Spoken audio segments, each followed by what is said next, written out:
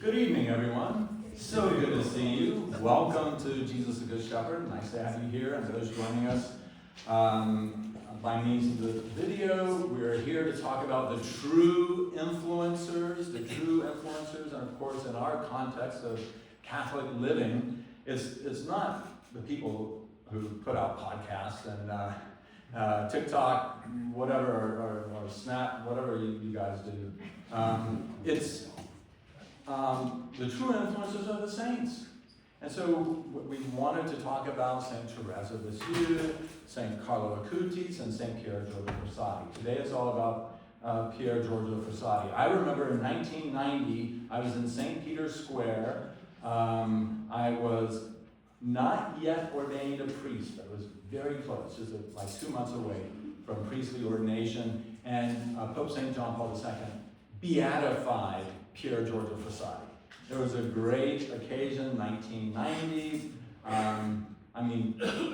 St. Peter's Square, slam jam packed full. It was beautiful, wonderful. And in last year, 2025, during the Jubilee year, together with Carlo Acutis, he was canonized. He died in the year 1925. He only lived 24 years, born in 1901. But in a short amount of time, people can live very heroic lives, holy lives. And as I said in the context of the homily, people think that being holy is just means that you're going to be super dull. Holiness is, quite the contrary. He lived a very exciting life, full of fun and laughter and adventures, and he loved to climb mountains. He'd bring his friends with him. But everyone who knew him said, we always felt closer to God because of him. And there's the influence. He's an influencer. And Pope St. John Paul II, when he beatified him, called him the man of the Beatitudes, because he would go, even though, very wealthy, prominent father, they owned the biggest newspaper in Italy, and he became an ambassador. He had the whole world open to him, but he said no to the world and yes to listening to what Jesus had said in sacred scripture. There's the heroism. He had everything and influence and everything imaginable, but he said nope. And the words of Jesus Christ are not just, words that are meant to inspire, it's like pure poetry, listening to Jesus talk. They were words of instruction for him, how to live. And that's the person that we get to hear more about, this true influencer. And we're very happy to have Dr. Cheryl White back from LSUS, drove in all the way for this, and thank you for being here. Thank you.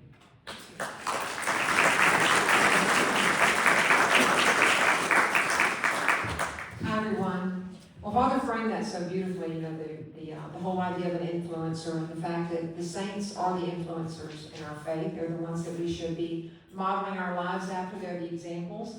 And as I said, I feel like he's already covered some of this, but I wanted to sort of go through this again visually for you. I'm very, very disappointed to tell you tonight that I had ordered some new holy cards for distribution tonight, and UPS lost them. But they're very cool. I'm going to show you the image in just a moment. You'll see it. But for tonight, you have one of these, and when I come back in April to do the talk on St. Therese, we'll be catching up. I'll bring you 2 holy cards, okay? I'll bring you one for St. Therese and the new one I want to show you for Pier, Giorgio. So yeah, as Father said, he died very young, at just 24 years of age. And he continues to influence millions of Catholics, young Catholics especially, around the world. And I'm going to give you a few examples of that, both on the internet and also I've seen it with my own eyes. I was at World Youth Day in Lisbon, Portugal in 2023, and I saw the Frassati groups. They were everywhere. They were literally everywhere. So he continues this influence. And I think, Father mentioned his canonization. This is his canonization with St. Carlo Acutis in 2025. And you're looking at more than 80,000 people gathered, especially mostly young people, in St. Peter's Square. Of course, it was a Jubilee year, so there were many pilgrims there for the Jubilee, maybe going through the Holy Door, but they were certainly gathered for his canonization as well.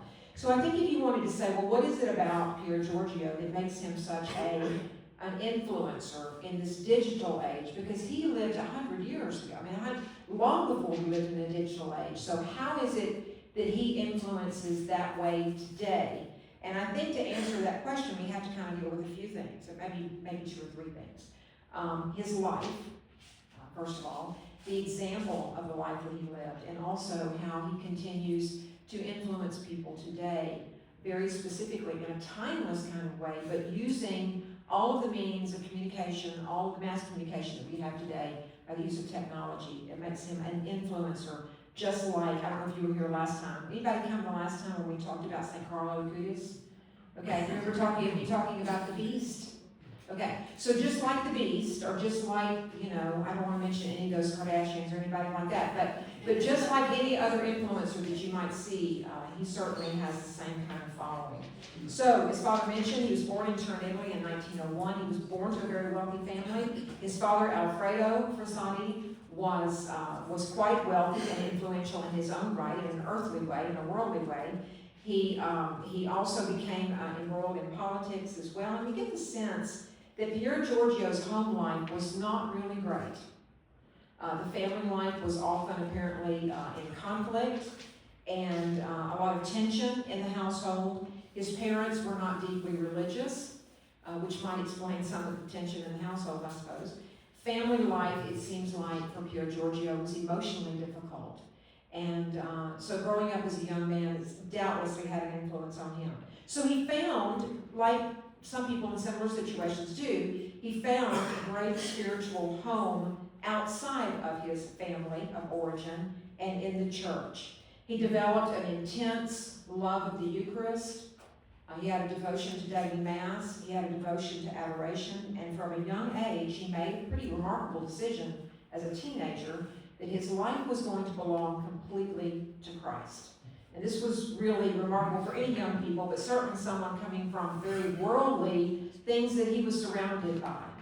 I couldn't help but when I was reading his biography to think about St. Francis of Assisi. It seems to me like there are some parallels there, that there's this rejection of the worldly and the wealthy and going into where the poorest of the poor were and the most vulnerable. And that's where he seems to have found his joy and his true calling. So one of the reasons I think he attracts young people today is he was not a withdrawn or overly serious person. I did not use this image for the banner that we made because he's got a pipe in his mouth, and I thought that might send a bad message to young people, but I know you can take it, right? But one of the reasons I think that he does have this attraction to us is that he's full of life, and he found joy in very ordinary things, but also things that involved him being outside and in touch with the natural creation, which brought him, he said, closer to God. He loved hiking, he loved mountain climbing, he liked skiing, he liked swimming, he liked anything that had to do outside. And his father also mentioned, this was his most famous motto was verso l'alto, or toward the heights. And this is the card I had for you. This is an original photograph that he gave to a friend of his. This is his inscription on it.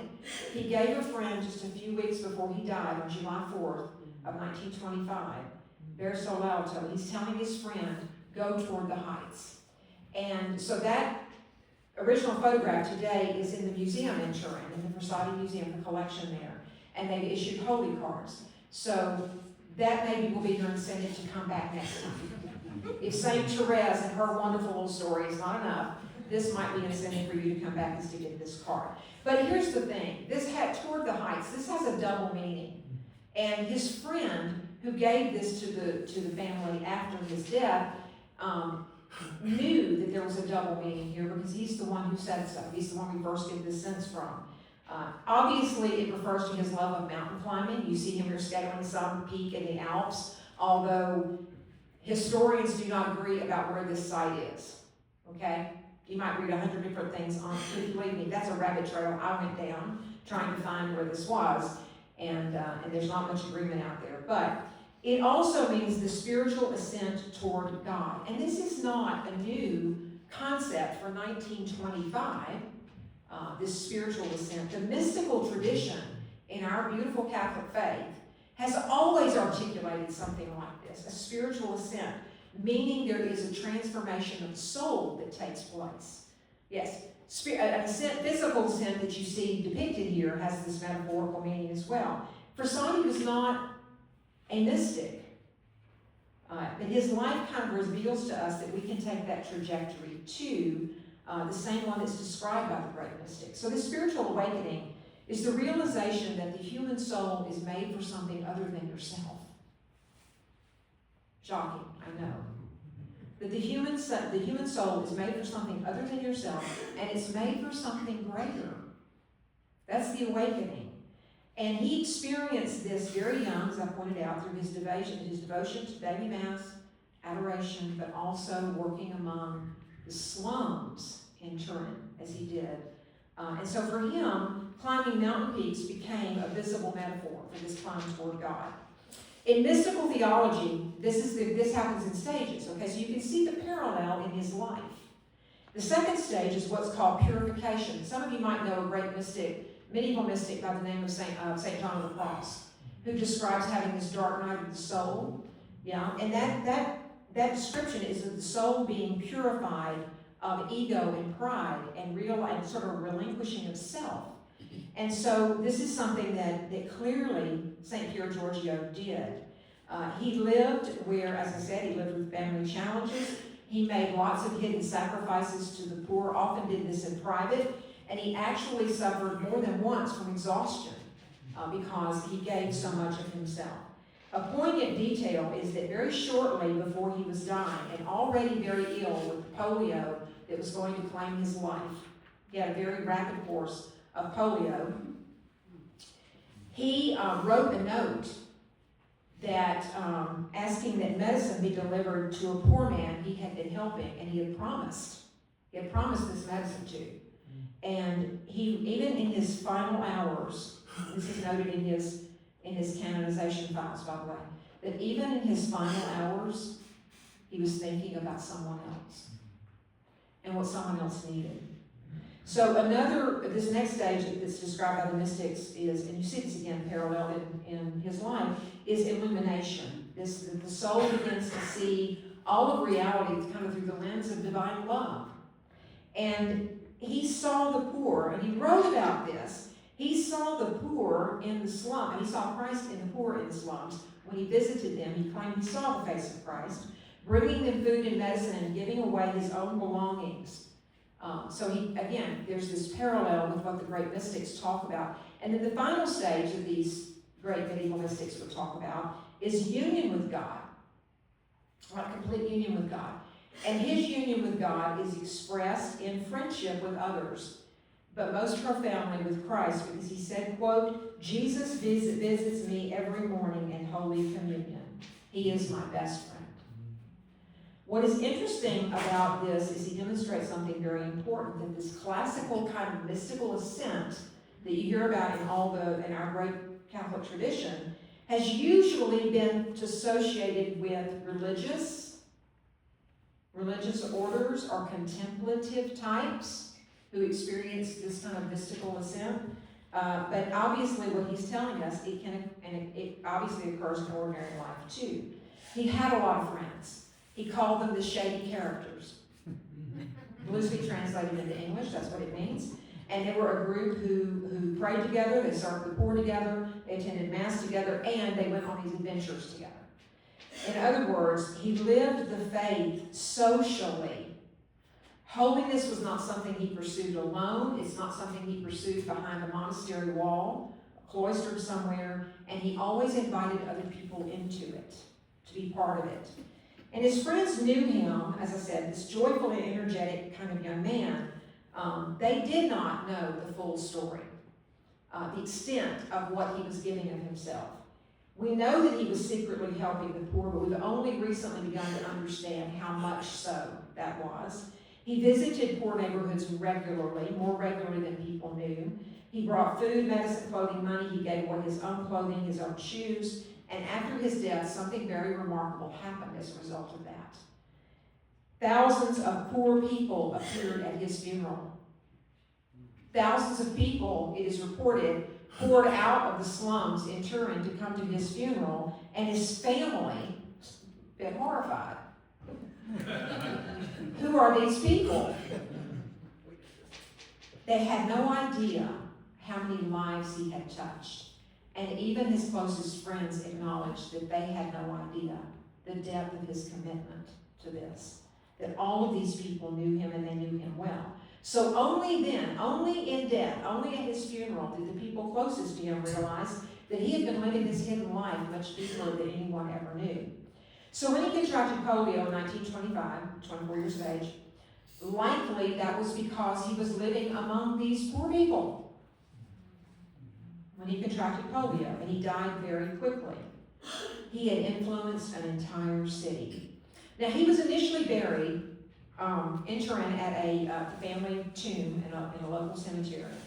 But as devotion to him increased and his cause for sainthood began to be discussed and talked about, the church moved his remains to a more accessible place for pilgrims. And you're looking at his tomb today, which is in the Cathedral of St. John the Baptist in Turin, Italy. He was moved there in 1981. Obviously, the cathedral in Turin is also famous for housing the shroud, which is there not too far from Frassati's tomb. And it makes the site, I think the entire diocese felt like this was an appropriate place because it makes it more meaningful for pilgrims. There is that connection with Christ, obviously, in the shroud, and here you have this tangible witness to that living among the poorest in Turin, who's buried there. So this move kind of allowed pilgrims to begin to come to venerate him perhaps more easily. He was more accessible, and public devotion from 1981 just exploded. His cause to sainthood obviously advanced. So the church recognized him, as Father said. He was beatified, canonized in 2020. 1990, right, Father, was his beatification. And the man of the Beatitudes. So I want to talk just a minute about that, because the Beatitudes, they're not just like this. I mean, it's great to say man of the Beatitudes, but what does that mean?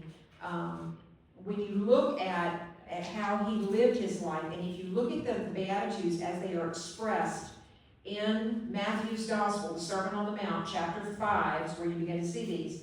You can look at them. In all 8 of them, there is some aspect of him, and I don't want to run through all of them, but there is some aspect of him that is mirrored almost identically in all of them. We talked about in here, I guess it was a couple of years ago now, that we did a series on the Beatitudes, looking at those as kind of the doorways to the kingdom. Another way to think of it is an ascent, because you have to begin with the first one before you can get to the second one, right? Blessed are the poor in spirit, right? All the way through the final one. Blessed are those who are persecuted for righteousness' sake. And they build upon each other. And so if you look at Pier Giorgio's life, no, he was not violently persecuted. He's not like, by the time you get to 8, you see that violent persecution.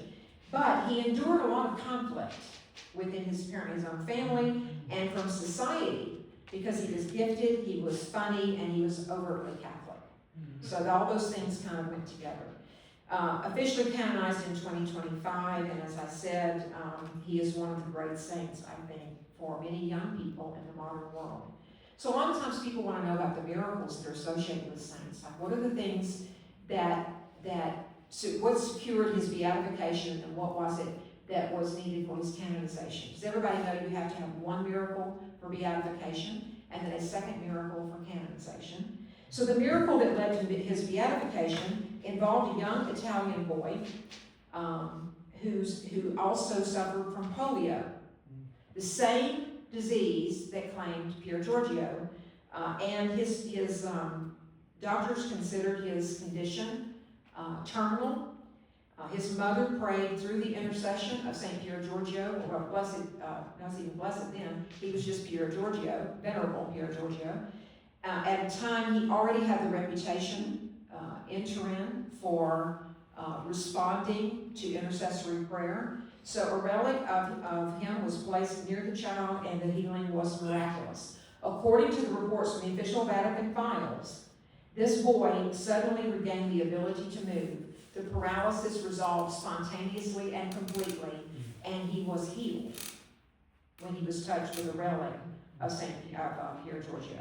So, after that, there's a very sort of I think, a very rigorous process of investigation. Y'all forgive me, but I just got back from a canonization certification program, so I'm afraid I don't know too much about this. But there's a very rigorous investigation process for medical miracles that I had no idea was as involved as it is. So after a very, again, rigorous process that took several years, by the way, this miracle was recognized by medical experts. The second miracle that was recognized for his canonization was a young American seminarian. A young American seminarian. And y'all, this is important. So if you're not listening, you need to start listening now. Because this is important. This will be the test question. There's a young American seminarian who suffered a serious tendon rupture in his foot, which doctors said would require surgery and a long recovery time, and that he may never walk again. And okay, that doesn't sound very dramatic. It doesn't sound like it's a life-threatening illness, and it wasn't, but that's not the point. The point is the miraculous recovery. Yeah, you understand? It doesn't have to be, you don't have to be at death's door and be brought back for it to be a miracle. It just has to be medically inexplicable. So, after learning about Pier Giorgio's life, this young American seminarian prayed through his intercession. And according, again, this is from the official Vatican files for his canonization, the injury healed suddenly and completely, no surgery, medical imaging, they placed them side by side, before and after, and even questioning if it was the same person, because this ruptured tendon spontaneously resolved. So doctors concluded that they could not provide a scientific explanation for that. So that's the second miracle, right? So you have to have this really extensive process of the medical documentation. There's independent medical examiners, then there's a theological examination, and this takes a long time. So it's not like you can have a miracle and it be proclaimed next week. This is why these processes often take a long time. So one interesting point, the test question I wanted to plant with you. You heard this was an American seminarian who experienced this second miracle. How did he know Pier Giorgio Frassati?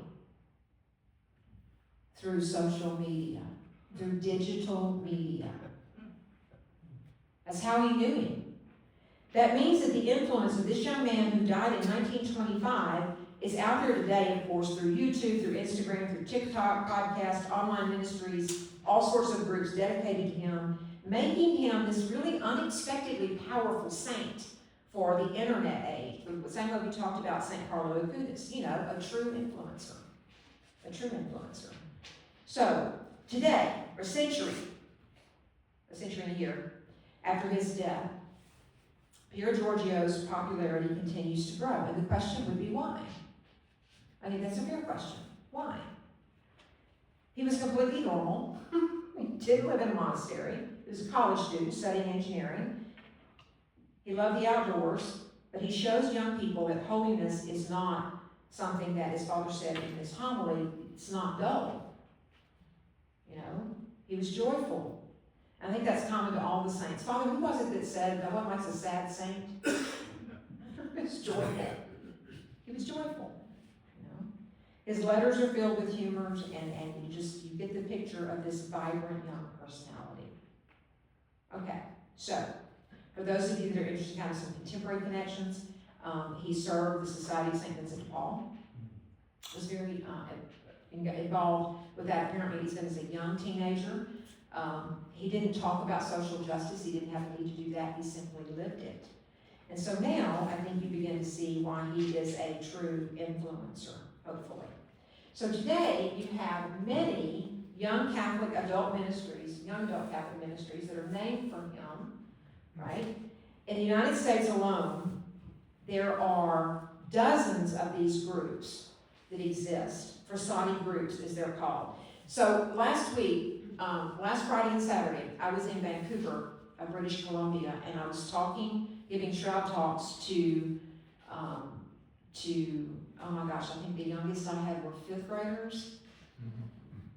Lord help me. And then I had all the way up to the high school students for the whole archdiocese. 2,000 youth in those 2 days. And there was a group that came in wearing Frassati t-shirts, a whole group of high school students.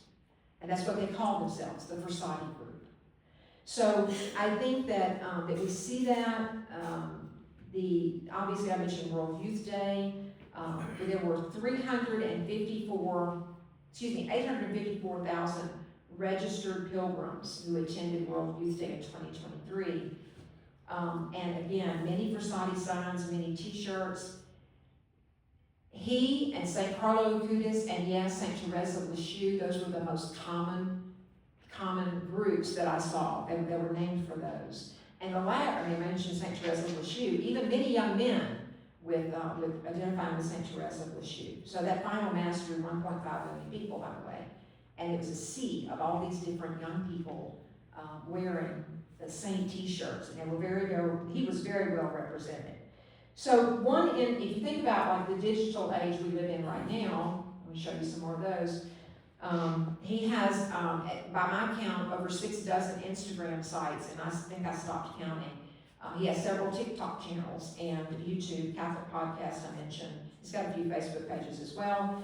His motto, "Toward the Heights," has become a very recognizable phrase in Catholic youth culture, which is why I'm so hopeful to give you the new holy cards. And interestingly, as I said, that one miracle attributed to him from a seminarian who only encountered him digitally. That's the only way he knew him, was digitally. So what can we all learn from this guy?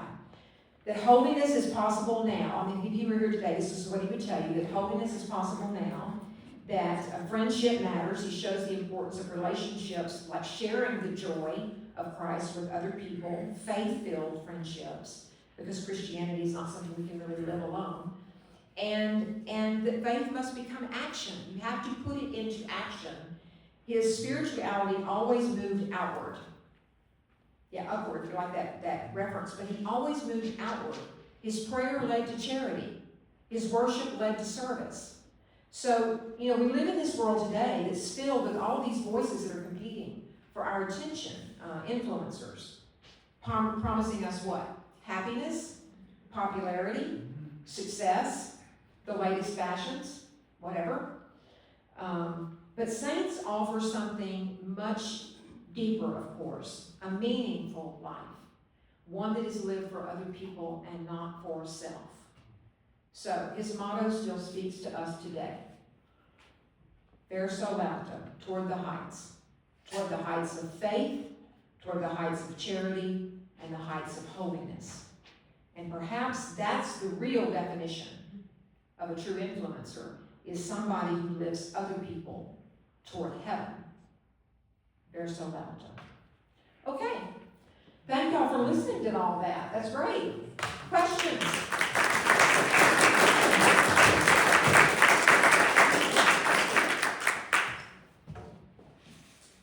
Where was the second miracle you said was in the United States? It was a Yes, an American seminarian. Yes. Where from? I do not know where from, no. And actually, a lot of those files are sealed.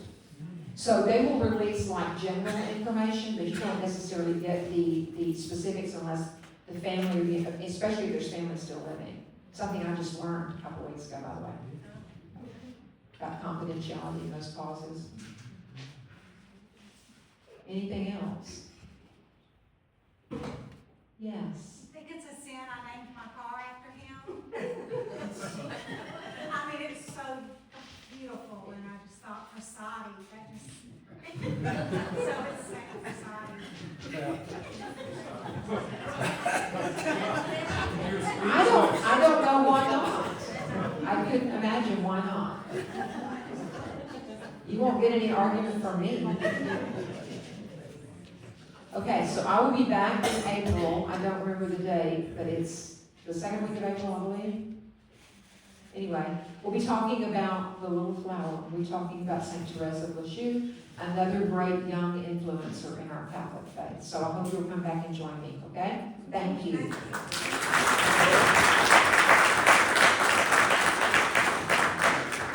And with your phones, you can come over here, take a picture of